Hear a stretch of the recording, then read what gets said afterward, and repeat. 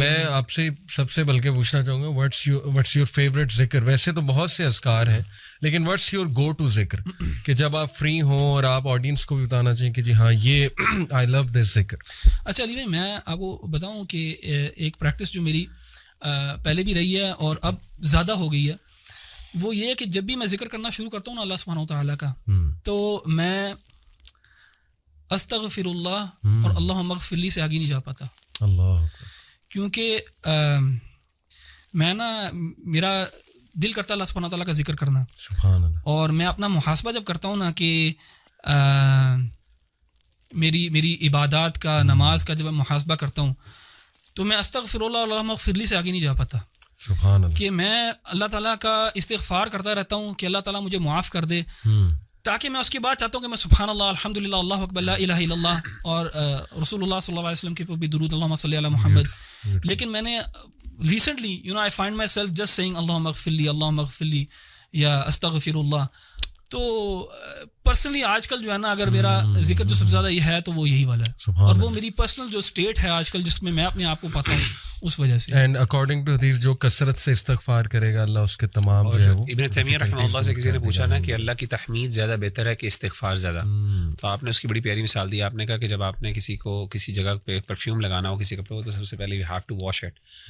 سو اس کی پرفیوم تو تحمید اللہ کی تو وہ ایک خوشبو ہے اور آپ کی گندگی جب تک صاف نہیں ہوگی تو سبحان اللہ یعنی استغفار کئی دفعہ پریسیڈنس رکھتا ہے اور سبحان اللہ. Amazing example. اچھا while I agree with what Ahmad بھائی نے کہا ہے لیکن آن دا کنٹریری اگر آپ دعا دیکھیں یونس علیہ السلام کی تو اس میں آپ کو ایک دوسری پکچر ملتی ہے. میرے لیے پرسنلی جو ہے نا حوقلہ جس کو کہا جاتا ہے لا حول ولا قوت الا باللہ, یہ بہت امپاورنگ مجھے بہت امپاورنگ دعا لگتی ہے کیونکہ اس میں جو ہے نا وہ اس بات ہے اللہ تعالیٰ کی طاقت اور قدرت کا. اور اگر آپ دیکھیں تو یونس علیہ السلام کی دعا میں بھی یہی ہے یعنی کہ اس میں بھی اس بات ہے لا الہ الا انت سبحانک انی کنت من الظالمین. تو میری گو ٹو پرسنلی اور کیونکہ حدیث میں آیا بھی ہے کہ عرش کے خزانوں میں سے ایک خزانہ ہے تو اور ہم نے علماء کو کہتے ہوئے سنا بھی ہے کہ if you want to see miracles happening, یہ کسی حدیث میں نہیں ہے تو ٹرائی لا حول ولا قوت الا باللہ 100 دفعہ نہیں وہ کہتے ہیں 500 1000 1500 2000 دفعہ کر کے دیکھیں تو صحیح, پھر دیکھیں کہ آپ کی زندگی میں کیا جو ہے نا معجزے ہوتے ہیں. اچھا احمد بھائی نے بات کی رمضان کی, قرآن کی اور دعا کی, یہ تو ہے ساری عبادت. اگر آپ پارے کے شروع میں آ جائیں تو اس میں ایک بڑی انٹرسٹنگ چیز ہے, بار بار سائنٹیفک چیزوں کی طرف جانے کو بہت دل کرتا ہے. اللہ تعالیٰ نے قرآن مجید کے اندر جو ہے وہ ایک طریقہ رکھا اور وہ کس چیز کو ثابت کرنے کے لیے رکھا کہ آخر اللہ کی عبادت کیوں کی جائے, یعنی کہ وہ کیا دعویٰ ہے جس کے بعد اللہ تعالیٰ کہتے ہیں اچھا کیونکہ ایسی بات ہے اسی لیے میری عبادت کرو. اللہ تعالیٰ نے ہمیشہ توحید ربوبیت کو کلیم کر کے آگے پھر کہا ہے دیر فار ورشپ می. کیا مطلب توحید ربوبیت کہ مثلاً اللہ تعالیٰ خالق ہیں, اللہ نے یہ پیدا کیا, اللہ نے وہ پیدا کیا. تو میں جن آیات کی طرف اشارہ کرنا چاہ رہا ہوں وہ آیات یہ اس پارے کے بالکل شروع ہی میں ہیں. اللہ تعالیٰ فرماتے ہیں ان فی خلق السماوات والارض واختلاف اللیل والنہار والفلک. لمبی آیت ہے بیسیکلی جس میں اللہ تعالیٰ نے تخلیق کا ذکر کیا, آسمان اور زمین کا, دن اور رات کے ہیر پھیر کا ذکر کیا, کشتیوں کی جب وہ دریا پہ چلتی ہیں لوگوں کو فائدہ دیتی ہیں, آسمان سے جب بارش برستی ہے, یعنی کہ it is the manifestation of Allah تعالیٰ's کریشن. اور اسی طرح اور سورہ بقرہ کے شروع میں بھی اللہ تعالیٰ نے جب کہا یا ایھا الناس اعبدوا ربکم کہ اللہ کی عبادت کرو, اس کے آگے پھر اللہ تعالیٰ نے جو دلائل دیے وہ ربوبیت کے دیے. تو اس سے ہمیں ایک جینیسس آف فیتھ کا پتہ لگتا ہے کہ کس طرح اللہ تعالیٰ ہمیں الوہیت کی طرف لے کے جانا چاہتے ہیں کہ ہم اللہ کی کریشن پہ غور کریں.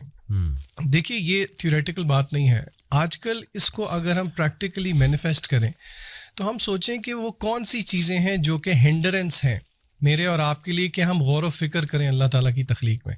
آپ کو یاد ہوگا پچھلے سال ہم ایک ٹرپ پہ گئے تھے سب اکٹھے, اور اس ٹرپ پہ ہم نے کیا کیا تھا, ڈیجیٹل ڈی ٹاکس کیا تھا, اور ہم نے رات کو بیٹھ کے سب نے لیٹ کے آپ کو یاد ہوگا آسمان کی طرف کوئی گھنٹہ 1.5 گھنٹہ جو ہے وہ تاروں کو آبزرو کیا تھا, سورہ ملک سنتے, اور ہم سب نے ایگری کیا تھا کہ اس طرح ٹائم نکال کے اللہ کی کریشن کو شاید ہی ہم کبھی آبزرو کرتے ہیں. بالکل صحیح. تو ہم اپنے بہن بھائیوں کو یہ مشورہ ضرور دیں گے کہ آپ کبھی نہ کبھی اپنے آپ کو تھوڑا سا کٹ آف کر کے اس پہ غور و فکر ضرور کریں, کیونکہ اللہ تعالیٰ نے اس کو دلیل بنایا ہے اپنی الوہیت کے لیے. تو I think this is very empowering. ویسے یہ جو ربوبیت آپ نے بات کی, اٹس اے بیوٹیفل کانسیپٹ. اس کو اگر تھوڑا سا اور ہم آڈینس کے لیے ایکسپلین کر دیں تو بڑا امپاورنگ ہوگا کہ ایگزیکٹلی توحید ربوبیہ میں کیا کیا جو ہے وہ آتا ہے. میرے خیال سے شیخ مغیرہ سے میں ریکویسٹ کروں گا کہ آپ ربوبیت پہ تھوڑا سا ذرا الیبوریٹ کر دیں پلیز.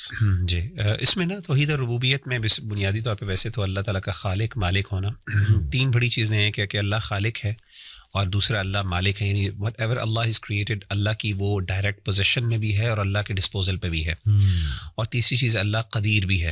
یعنی یہ تین, الملک والقدرہ اور ایک خلق, یہ تین بڑی کوالٹیز عام طور پہ توحید ربوبیہ کے اندر کوٹ کی جاتی ہیں. یعنی اللہ تعالیٰ نہ صرف خالق ہے, اللہ آنر بھی ہے, اور اللہ کے پاس نہ صرف اللہ خالق ہے تو اللہ کے پاس ایک نیچرل رائٹ بھی ہے, اور تیسرا اللہ کا ڈسپوزل بھی ہے, یعنی اللہ کے مرضی کے مطابق کچھ پتہ ہل بھی نہیں سکتا.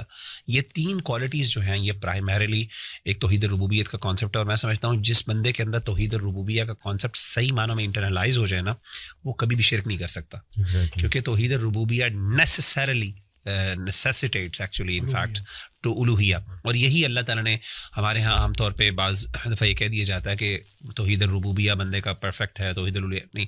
صحیح اس میں جو محققین کی رائے وہ یہی ہے کہ توحید الربوبیہ اگر ایگزمپلری ہو تو it should necessarily lead to توحید الالوہیہ, اور جو بندہ ایکچوئل میں انٹرلائز کرے کہ مالک بھی اللہ ہے, خالق بھی اللہ ہے, اور قدرت بھی اللہ کی ہے, تو یہ ساری چیزیں باقی why is anyone a third person worthy of worship in that.